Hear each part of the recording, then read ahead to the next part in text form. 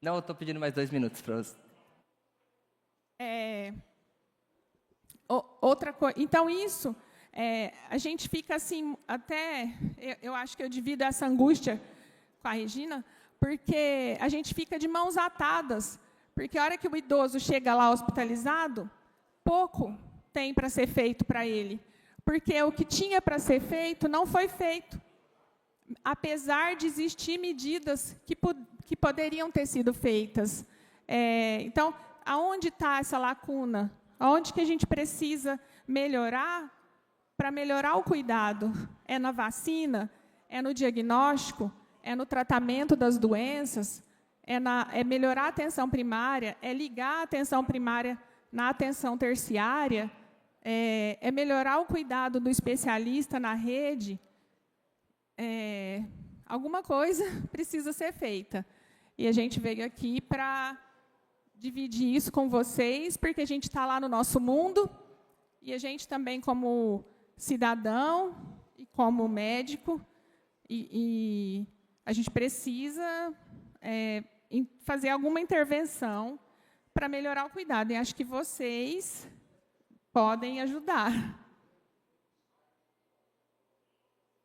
Isso, obrigada pela oportunidade. Na verdade, o recado é: o que a gente pode fazer para melhorar a saúde do idoso? Violência não é só violência física, violência também é omissão.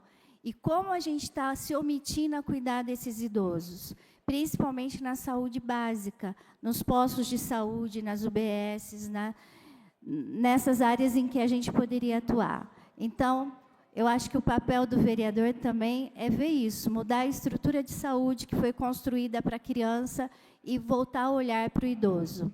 É isso, muito obrigada pela oportunidade.